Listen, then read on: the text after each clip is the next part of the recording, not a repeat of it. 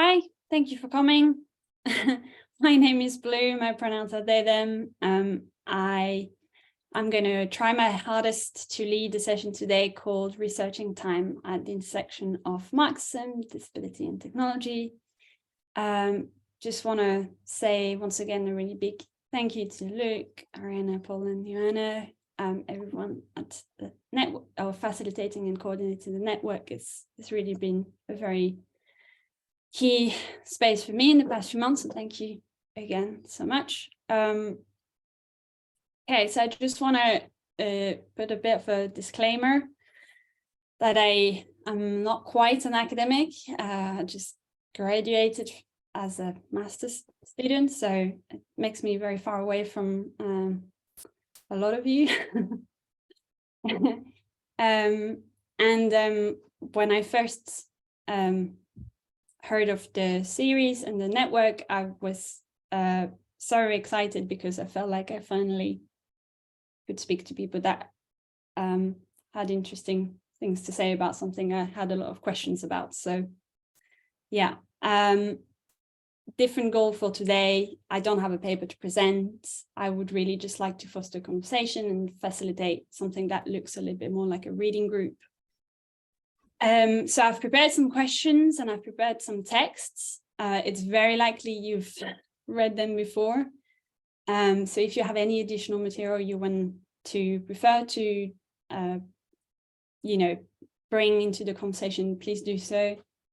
I deliberately picked texts that are probably widely accessible, I hope so, so that we can have a common ground and you don't need to read a lot before coming into here. So yeah. So why those intersecting topics? Well, interestingly, clearly I'm not the only person asking myself these questions, because last month's sessions was very much on similar grounds and similar topics. It was really interesting, actually. I felt a bit nervous following that up. So yeah.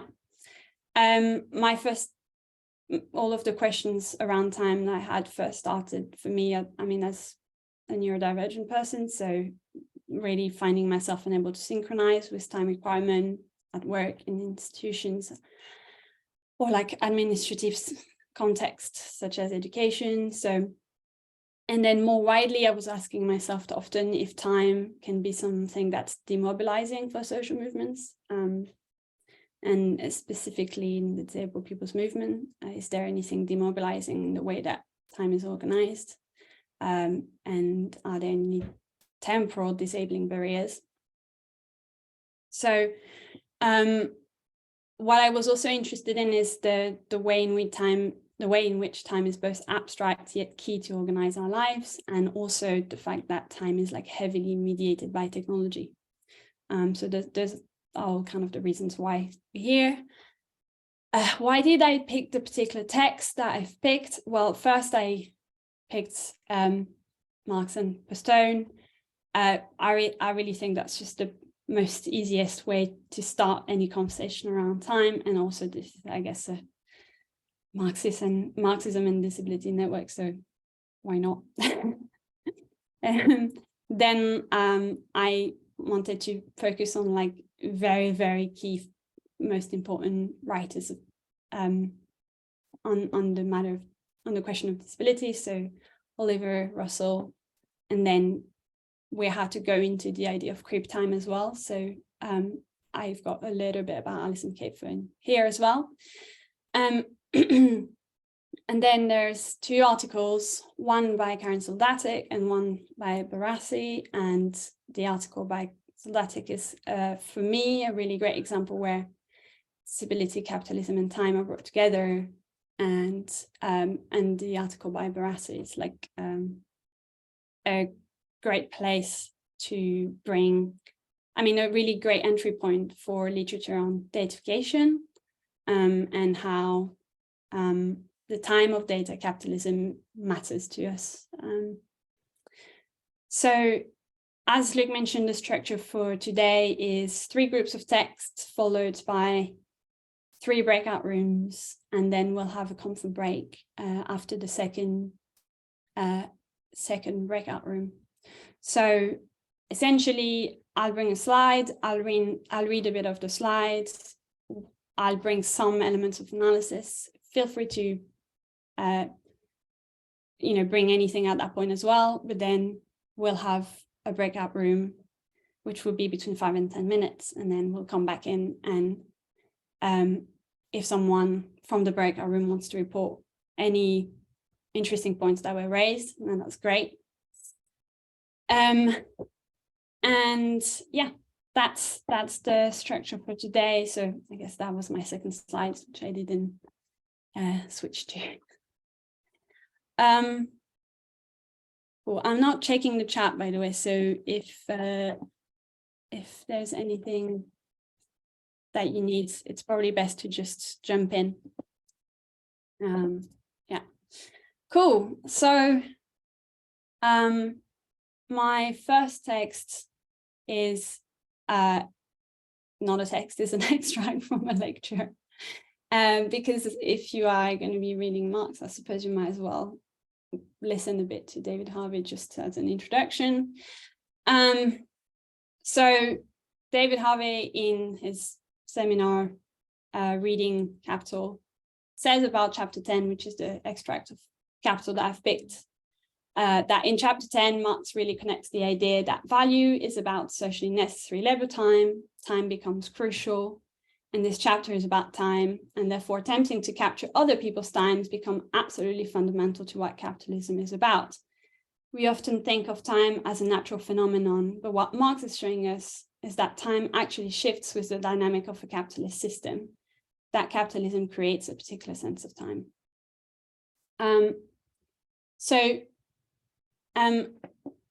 There's loads of different places to there's loads of different places in Capital where Marx analyzes time or brings questions around time, but I've picked chapter 10, the working day, I suppose because it's the most obvious place. It's not the easiest place, but it is the most obvious place. So I'm just going to jump in and read a little bit here. So we began with the assumption that labor power is brought and sold at its value. Its value, like that all of other commodities, is determined by the labor time necessary to produce it. If it takes 6 hours to produce the average daily means of subsistence of the worker, he must work an average of 6 hours a day to produce his daily labor power, or to reproduce the value received as a result of its sale. The necessary part of his working day amounts to 6 hours and is therefore, other things being equal, a given quantity, but with this, the extent of the working day itself is not yet given. This is just a little snippet from like an extract that I've sent around. So I didn't want to put too much text on the slides. I only put this. But what first of all I found interesting is that Capital often feels like it's written in reverse, where a point is first made and then progressively demonstrated in further chapter and referred back to throughout. So that is kind of what is happening in chapter 10, I feel. It is where we finally get to break down notions explored earlier, notions around abstract labor. And so this is why I picked this particular passage. So what we get to understand in the passage is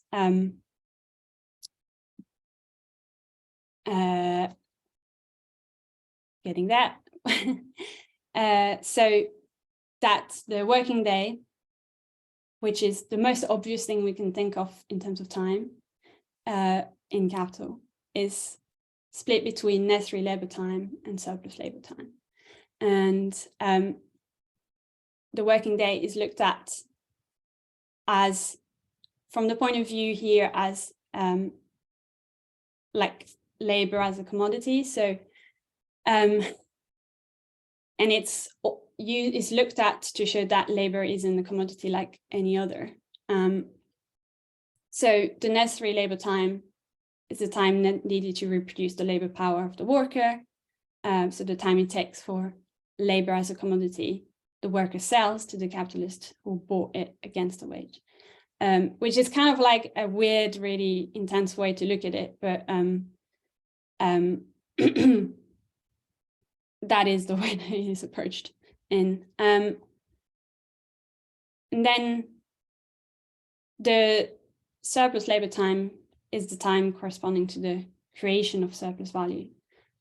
So the working day is a variable quantity because it changes according to the amount of surplus labor. It's not fixed. And this insisting on time shows that it's completely determinant to understand labor in the capitalist political economy. So as I mentioned, and one of the ways in which we can further go into time, as Marx described it, is by reading through the work of Moshe Postone. So time, labor, and social domination is a really, I find, really useful place to go back to really go into the nitty-gritty of time from like a Marxist methodology. And so I might just do a little bit of reading here, if that's okay, of the slides that I've just brought in. So I've picked an extract from chapter 5, which is called Abstract Time, and it goes as follows. So value, as we have seen, is a peculiar form of wealth, inasmuch as it is not mediating by overt social relations, but rather is itself a mediation. It is the self-mediating dimension of commodities. This is expressed by its measure, which is not a direct function of the amount of goods produced. Such a material measure, as noted, would imply a manifestly social mode of mediation. Although value, like material wealth, is an objectification of labor, it is an objectification of abstract labor, as that which constitute a general objective social mediation. Abstract labor is neither expressed in terms of the objectifications of particular concrete labor, nor measured by their quantity. Its objectification is value, a form separable from that of objectified concrete labor, that is particular products. Then he carries on saying, value then is measured not in terms of the particular objectifications of various labors, but in terms of what they all have in common, regardless of their specificity, the expenditure of labor. The measure of the expenditure of human labor that is not a function of the quantity and nature of its product is, in Marx's analysis, time. How then is the magnitude of this value to be measured? By means of the quantity of the value-forming substance, the labor which it contains. This quantity is measured by its duration, and the labor time is in itself measured on the particular scale of hours, days, etc. And then this final quote I found is what has helped me the most in understanding something that is so dense. It goes, the form of wealth, value, and its measure, abstract time, are constituted by labor and capitalism as objective social mediations. So essentially, time is completely necessary in understanding that labor is not a commodity like no other.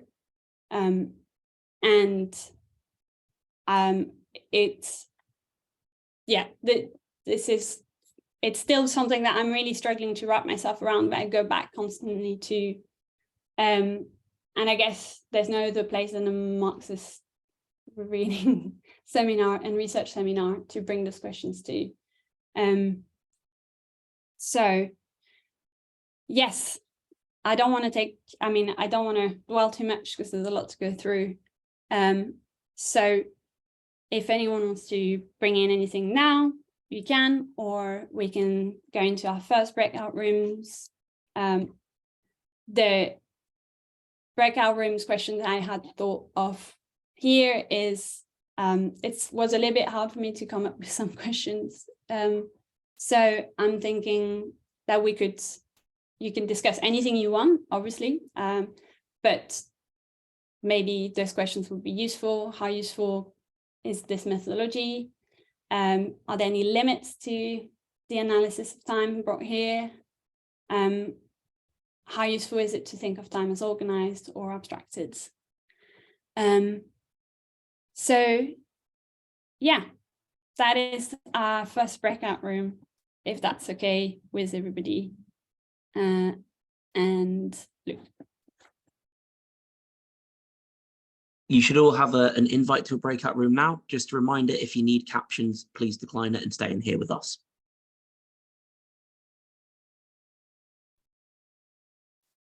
Lovely. Great. So I was in a breakout room with Nate. We had a really nice chat. Thank you so much, Nate, for perking me up, because I think I really got very scared in the first full room session. So maybe I'll say that we spoke about the difficulty to grasp with or approach time, how abstract it can be. We touched a little bit on science fiction and also like the variety of time experiences. And we also spoke a little bit about E.P. Thompson's paper on clock time, which I didn't include, but I can't include everything today. That'd be too much stuff. So yeah. Would anyone else want to bring something that they spoke about in their breakout room? I think maybe just raise your hand if you can, or just go for it. I can start us off while we're waiting for anybody else to marshal their thoughts. So I and Joanna stayed in the main room, and we ambled as we do, and we ended up talking a little bit about how time is experienced differentially. I think we both agreed that Marx is right in saying that capital attempts to impose a form of timekeeping and an experience of time on people. But we noted that it's often very kind of unsuccessful in doing that. And that had been a really interesting turn in certain Marxists' thoughts, particularly Marxists who also had an interest in time on another kind of dynamic. So we're thinking about, Sartre and Lefebvre, and how they would talk about kind of conflicting rhythms of time or conflicting tempos, or timetables only applying for a short period of time in people's lives and then them breaking apart. And we talked about how sometimes that can be experienced differentially through impairments, but often those kinds of experiences, when they're described, often apply to lots of people who don't have impairments as well, and how that can sometimes complicate analyses of crip time. But I think as well that probably touches on something you're getting to later. I don't see any hands, but if anybody really wants to say something but doesn't want to speak, I can read it from the chat. Oh, I see a hand from Nate at the moment, which would be great. Well, Blue had summarized our group. I wanted to give other groups a chance, but they had their chance. What you said, Luke, it made me think of Arianna's presentation early in the group, talking about the Italian currents coming out of Opparismo, and which is stuff I like, but stuff I haven't until Arianna's paper hadn't thought about in a while. And I think one of the things that gets at is what you were alluding to, that there's this imposition of time by capital. Blue and I were sort of talking about this as well. There's this imposition of one element of abstract time, and then there's this proliferation of, and my emphasis anyway, of terrible concrete temporalities. And there's this kind of fracturing where we don't have at least I don't feel like there's a common vocabulary, like the time of waiting in line, the time of like worrying if you're going to get your benefits cut off, the time of worrying if you're getting paid enough, the boredom of work meetings, the physical, depending on your job and your condition, like the physical suffering of work. And there's all of these like that imposition of abstract time generates all of these like awful concrete temporalities. And I'm kind of a top down. I tend to be like a look critically at top down structures kind of work, and Arianna's stuff was where what you were saying in Arianna's work was like that like we look on a much more bottom up kind of a level, that actually there is, and there is lots of time of resistance. And Blue mentioned this a little bit, and I think is going to come back to it later. I don't want to steal her thunder, but there's these that and I'm not someone who's given to say these kinds of things, but in a way, like part of the effort is like to construct a common vocabulary and theory of like our concrete time and propose alternative temporalities against that abstraction. I hope that makes sense, but I find this really thought-provoking. And then I think that's also a thing. It was really cool when you said that, because I felt like that made me, there was a loop in my mind that looped back to Ariana's paper. And it's really cool to see that in the developing network where the presentations are starting to kind of resonate with each other. So that was my thought. I hope it made sense. Thanks very much. Thanks, Nate. I'm going to turn to Emrys now. Emrys, great to hear from you. Hello. I was just going to kind of summarize. We didn't get super into the questions, but it was a sort of interesting discussion, thinking from the fact that Scott, Julie, and I were sort of thinking from our places of, you know, our own labor. So in the fields of education, both like multiple stages, and then for me in the field of like the third sector inclusion and diversity work, and sort of the interesting and kind of uneven relationships of those sort of positions of work and functions of work in relation to, oh, sorry, it's really windy here, that might, in relation to capital and to the question of time and surplus value.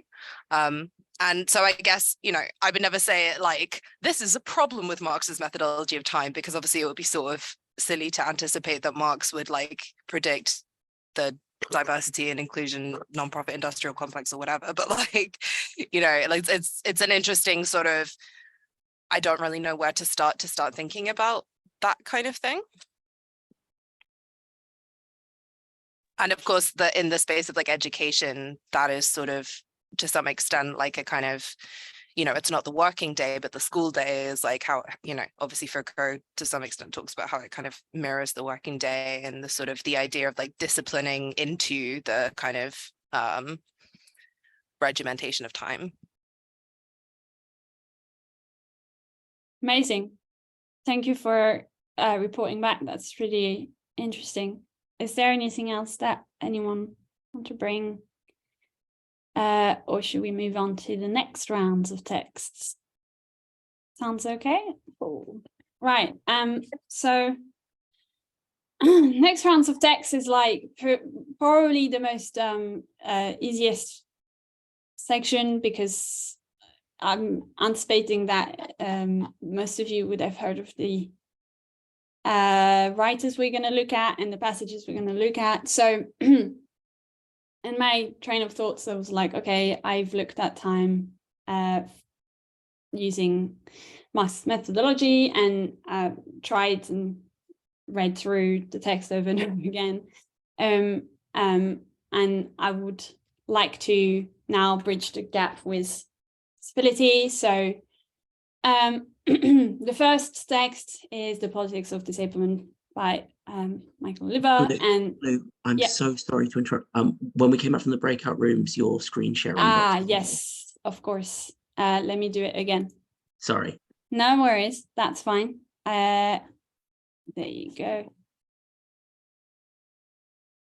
How about now? Perfect. Thank you very much.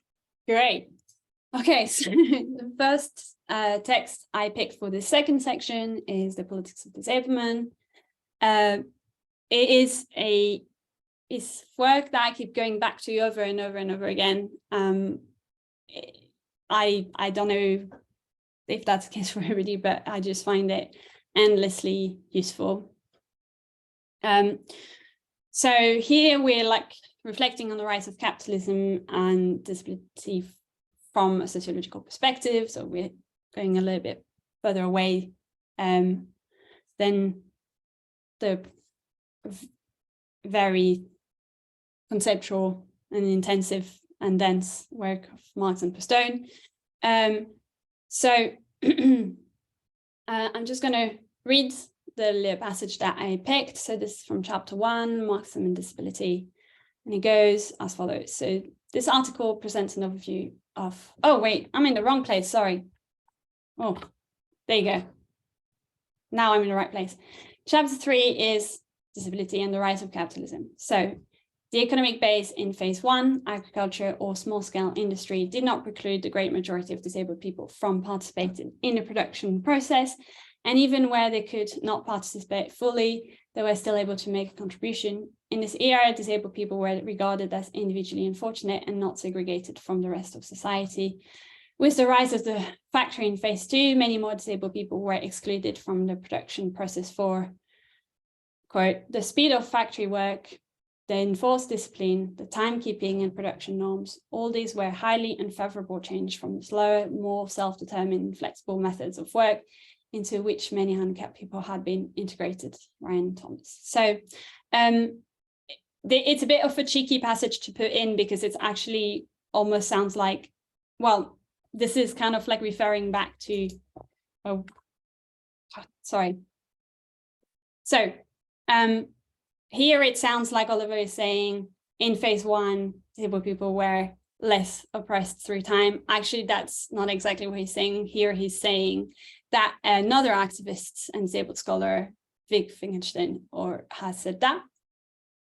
So he's referring back to a kind of model of analysis that Wittgenstein, I'm sorry, actually, could someone correct me and tell me what the correct pronunciation of Wittgenstein is? Is it Wittgenstein or Wittgenstein? I'm not sure. He said Finkelstein. Okay, thank you. So I actually even Googled how to pronounce it. People are getting there and I didn't get anything. So the model that Wittgenstein is writing about and that Oliver is commenting would be this like 3-phase analysis where in phase 1 we would have a non-industrial society which would be somewhat more inclusive or have less disabling barriers through time. Oliver is actually not necessarily in agreement with that. He finds that oversimplistic. I think further down the extract that I picked, he describes it as limiting in many ways. Can we really consider that there were no disabling barriers pre-industrialization through time? You know, that's a legit question. So, and specifically, he says it's a little bit further down the text. He says it would be simplistic, including because that carried the idea that technological advancement would liberate disabled people and integrate them into society, according to the kind of 3-phase analysis. And that's kind of interesting for me because obviously technology will appear in this presentation at one point. So I find that nonetheless, the quote that is in the slides is actually really, really useful to think about it, because if you start with Marx and you have this really dense and complex analysis of time, to refer back to then the speed of factory work, that suddenly feels so much more grounding. So that is why I picked this particular extract here. So the next text I wanted to look at is Capitalism and Disability, selected writing by Marta Russell. So looking at the work of Marta Russell. So the extract that I picked is from chapter 1. Sorry for this skipping slide. Chapter 1, Marxism and Disability. So this article presents an overview of Marxism from the theory of labor power relations to capitalism's role in defining disability, to show that our economic system produces the state of disablement and that the prevailing rate of exploitation of labor that determines who is considered disabled and who is not. The article then explained how class interests perpetuates the exclusion of disabled persons and others from the workforce through systemic compulsory unemployment. Disability is conceptualized as a product of the exploitative economic structure of capitalist society, one that creates the so-called disabled body to permit a small capitalist class to create the economic conditions necessary to accumulate vast wealth.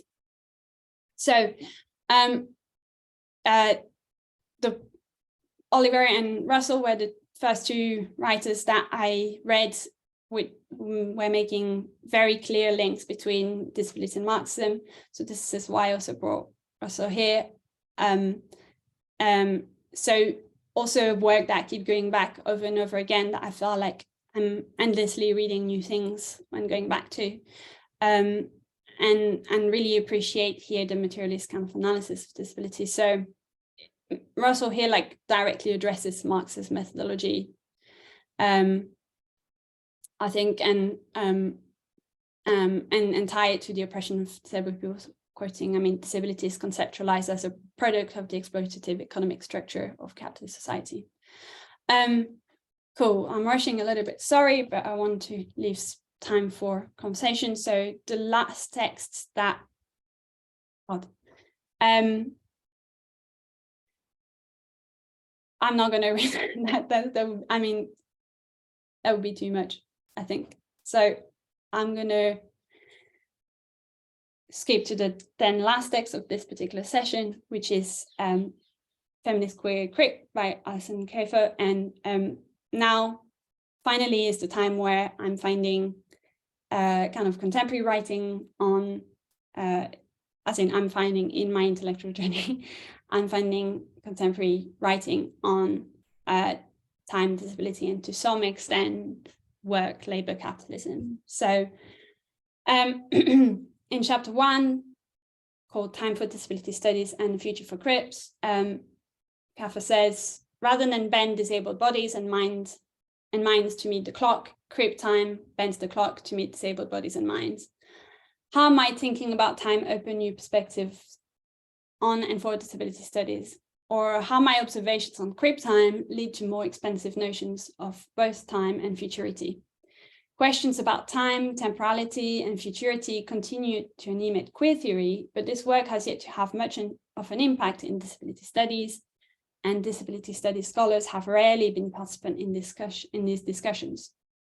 My goal is not only for disability studies to enter into theoretical discussions about time, temporality, and futurity, but also for us to wrestle with the ways in which the future has been deployed in the service of compulsory able-bodiedness and able-mindedness. Ideas about disability and disabled minds/bodies animate many of our collective evocations of the future. In these imaginings, disability too often serves as the agreed upon limit of our projected futures. So the first sentence was a bit of an electric shock to me when I first read it. And it's a very different approach than Oliver and Russell here. It's a much more studies grounded text. It's got a much more bigger emphasis on disability studies, queer studies, and maybe notions of identity. And I think I brought this text in at this point because it brings a new kind of scale of time by asking directly questions around the future and futurity. And I think that's really important in conversations around disability and time, because I feel like it cannot just be about mechanical elements, but also about bridging the gap between wider, maybe historical time organizing at a like collective or slightly longer scale. So I would like now to invite everyone to a new breakout room. And I have brought some questions. Once again, use them or not. I don't know if they're useful. I just thought I'd put them there as a start. So can participants think of example of labor exclusion through, like, due to speed, rhythm, organization of time, and how different is Alison Kafer's approach compared to Oliver and Russell here? Maybe those are interesting places to start. So if we could, then let's go into breakout rooms, or feel free to comment on stuff that I said already now. It's up to you. I think everyone is back. However, I think we're going to have a comfort break now of like 5 to 10 minutes, maybe. Sorry, after everyone reports back on their group, we'll have a break, if that's okay. So would anyone like to start about what they spoke about in their breakout room? doesn't have to be about the questions.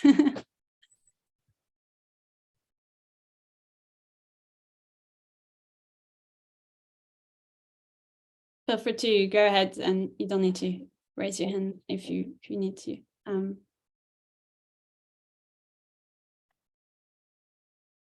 I think we spoke about how, or rather, okay, I said, and Julie and Joanna kind of agreed because I talk too much in these things, but the difference we kind of thought between Kafer's approach and Oliver and Russell's approach is the sort of illusion of disability and impairment, or one difference is like an illusion of disability and impairment, particularly in terms of thinking about like a future horizon. Obviously, you know, the point, and like Blue, like you mentioned with kind of sci-fi, is obviously kind of a whole running current, right? The idea of like a utopian future doesn't include any disabled people, but I kind of want to put disabled people in quotes there, because who do we mean when we say that, when we're not talking about now, or we're not talking about like disability within the context of capitalist social relations, you know? And so it's like, UPIAS, I think, were very explicitly sort of self-abolitionist, right? Like the horizon, the political horizon is that disability as such is abolished. And so the idea of a future without disability in that, and you know, kind of very social model understanding of disability is like, yeah, that is what we want, but that's not a future with nobody with anything that like we would call an impairment or a difference. Thank you. That's really, really helpful. Anyone else?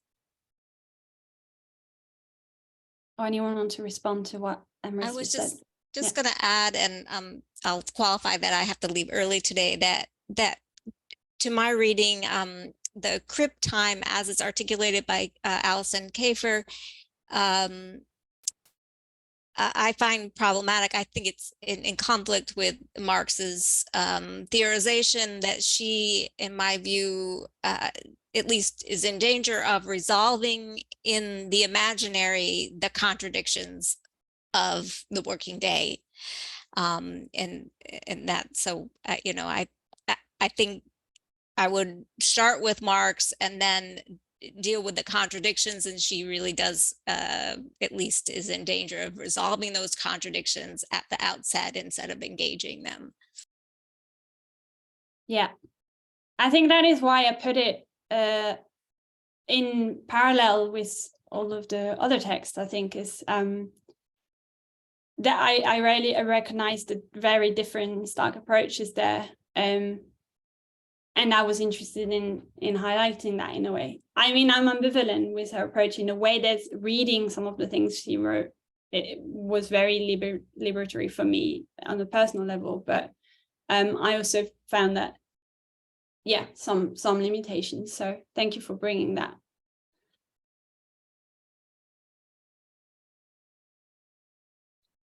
I'm just very aware of time and I can't see any other hands, so I'm going to suggest we take a comfort break now, if that's okay. Yeah. Would colleagues be okay to come back in? Colleagues, bloody hell, I've been in work too long. Would comrades be okay to please come back at 32 minutes past? Fab. And, great. And you can see my screen still, right? We can. Okay. Cool. So last round.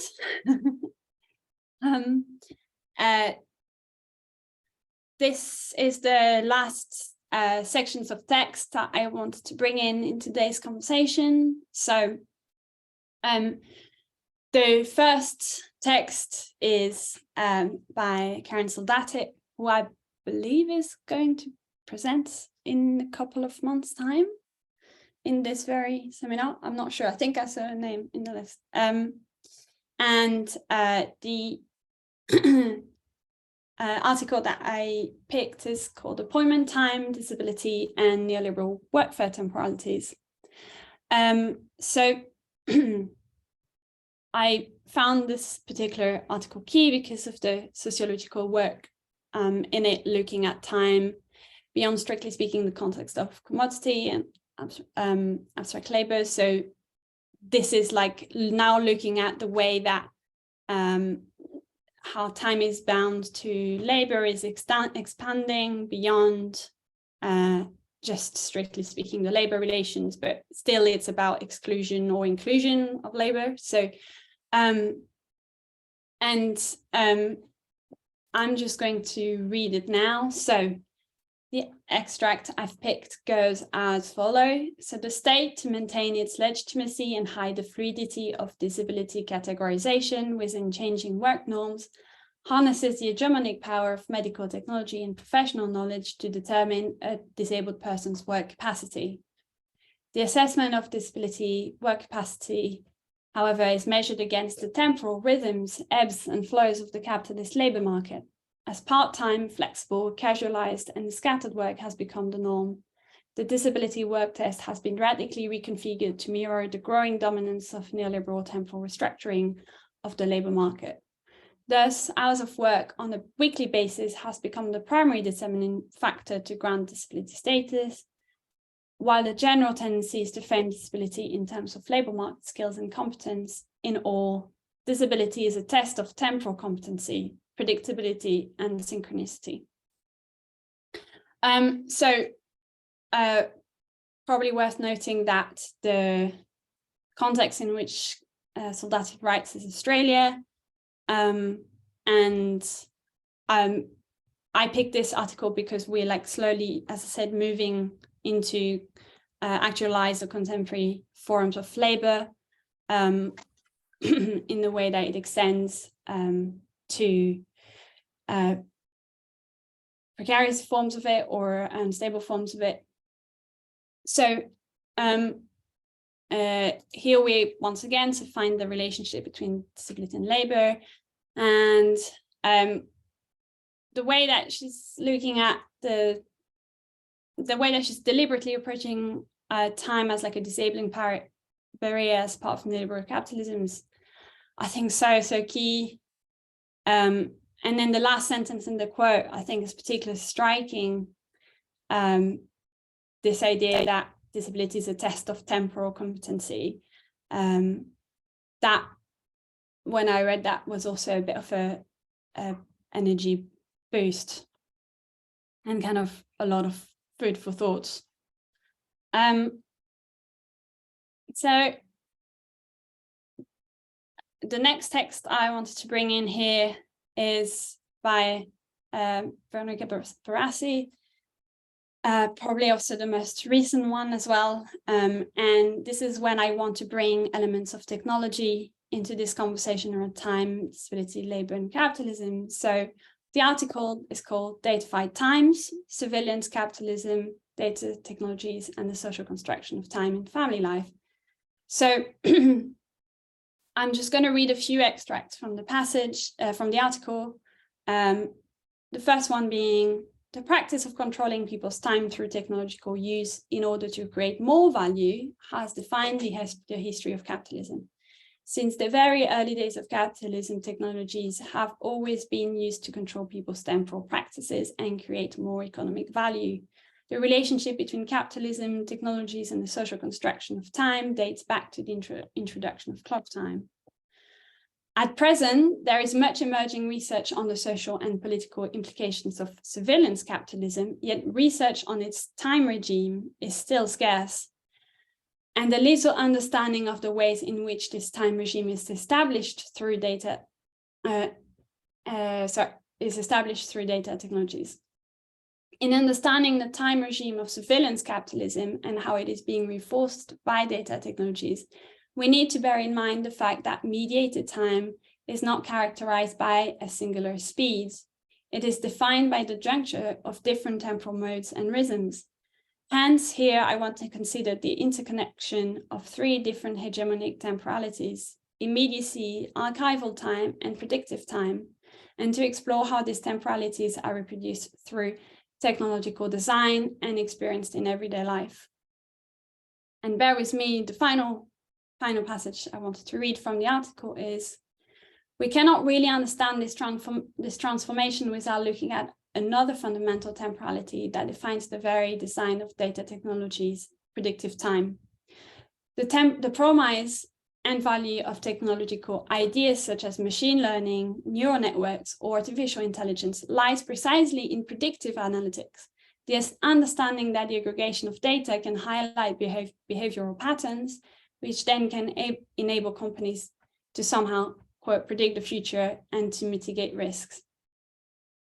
Although it has become clear that algorithmic predictions are often biased, discriminatory, and wrong, under surveillance capitalism, predictive analytics is used everywhere by educators in school who believe in creating personalized education, by banks, insurers, and recruiters who need to design loans, premiums, or whether one is a good fit for a job or not. Predictive analytics is also used by the police, immigration enforcement, and governmental institutions who decide a variety of issues from child protection to social welfare, and of course by secret services. So I've read a fair bit of Barassi, a bit more than other article, but I just want to say I find that these two texts bring similar approaches. They both are like sociological studies. They start with kind of theoretical models and then go into their own qualitative analysis. So with Soldatic is interviewing participants around and working with participants around inclusion, exclusion, around workfare, and then with Barassi is looking at like also qualitative studies around the construction of family life around and with the use of technology. So one addresses disability specifically, the other one doesn't, but I do think that Barassi's work can be really useful in progressing this thinking around and around time and capitalism, because the most activated or evolved form of capitalism that I can see at this point right now is surveillance capitalism or data capitalism. So I think at this point, it was really important for me to bring this article here. So I do really think that analysis of time from the perspective of like critical media scholar from like Barassi brings new form of temporality. She mentions 3, and then the one that I specifically wanted to focus is this idea of predictive time. And also what I really appreciate in her writing is this reminder that the topic is not widely researched enough.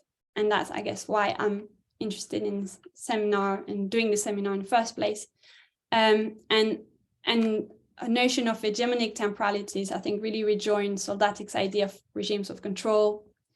So, you know, there's going back to this idea of the technology is key to control people. I mean, the clock was one of them, and technology of surveillance is kind of like an evolved form of that, and so on. And with predictive time, what I found particularly interested was bringing back this question of the future. So having like an elastic scale of time that we're looking at. We're not just looking at minute elements of exclusion through time, but also wider scale, so past, present, future. And predictive time is organized by technologies that leads to decision-making, governance, and so on, as Barassi highlights. And yeah, they're often described as like risk mitigating technologies. So that is it from me. I want now to encourage everyone to brave one last breakout room with a couple of questions that I brought here. You know, can you think of examples of data collection which contribute to surveillance, control, and so on? You know, are there any ways in which predictive analytics can impact access? And any examples of communities resisting predictive time? So that is me for this. If you would like to go into breakout rooms, we're just going to do that now. Thank you, Luke.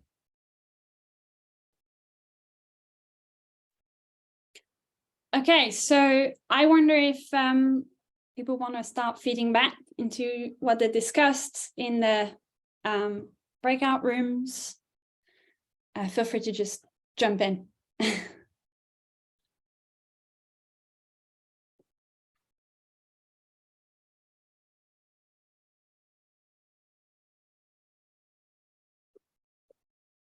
Cool. So maybe I'll start in our breakout room. We chatted about, we ended up pretty quickly chatting about care, actually, quite interestingly, and very and brought up the question of the context of care is the context in which data collection and new technology is like the most obvious, and the most obvious the way in which it impacts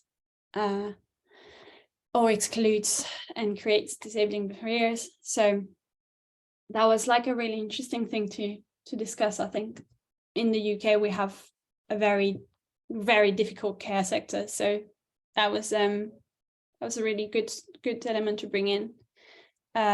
Also because there is like a really strong imperative around data collection in care in the UK, but very little research on it and very little check on it. So yeah, good example of like how predictive technologies or predictive time exists and impacts and creates disabling barriers.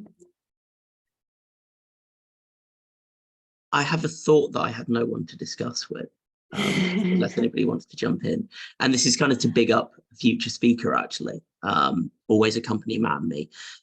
But Karen Soldatik's point on the structuring of labor markets through technology and its effect on the relationship between disabled, employed and unemployed people and the state, I think is an incredibly prescient one. I'm thinking particularly about the way in which state theory at the moment, in terms of disability, is trying to move away from the traditional focus on the exclusion from labor or the control of disabled people's labor market entry being the primary kind of policy contradiction, largely on the basis that, you know, that new scholars who want to reject that point to disability employment policy and go, well, this actually looks messier than all of the other relationships the state has. And so, you know, you would expect if this whole thing is structured around employment, that would be coherent and everything else would be a mess. Therefore, you know, the Marxists are wrong, basically. Whereas the point Karen makes, I take it, is to go, no, there are also exogenous material factors which mediate all of these things. And the fact that you can find discursive contradictions running through other fields, which are often much more stated in policy directives or in state projects than in relation to employment, doesn't mean that employment is not central. It just means that employment is much more chaotic than bourgeois state theorists take it to be. Wow, that's a lot of thoughts. That's really cool, actually. But yeah, I agree. Mostly on the idea that Soldatik really resists moving away from the lack of access to labor or exclusion from labor as like the ground in which, and it's like it brings actualized forms of labor as well into the conversation with technology. That's and also says like it's not because it's lack of access to labor that it's not labor as well.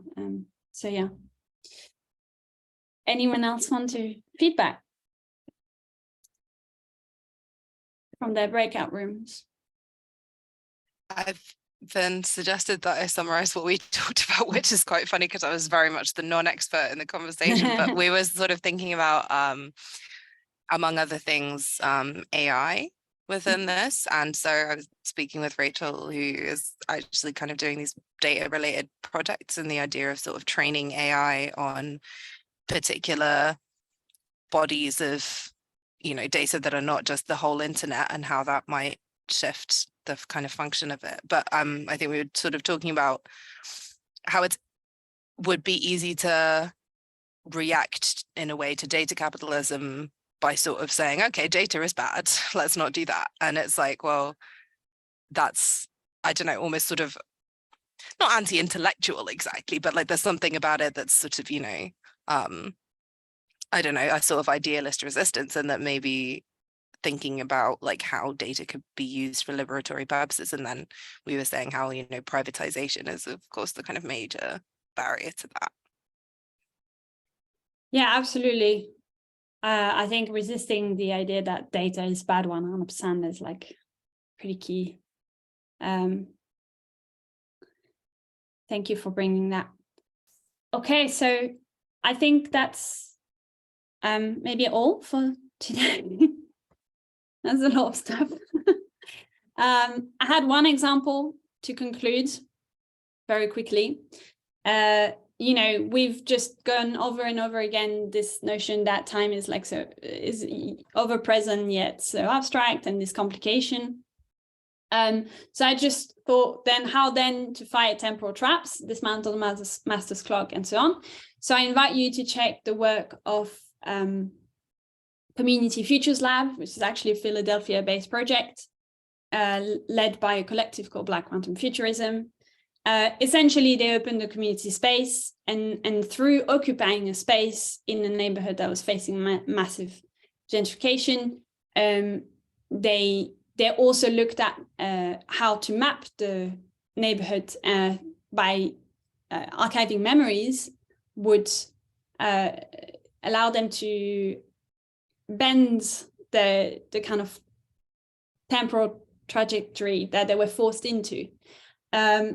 And I thought that was super interesting and fascinating. So because we're running out of time, I won't say much more, but if you want to check it, the URL is futureslab.community/about. So I highly recommend going there. Yeah, okay, that's it for me. I think we're just on time. Thank you so much, everybody, for contributing. And it was very great to be in a context where I didn't completely was terrified. So thank you again for everybody's contribution.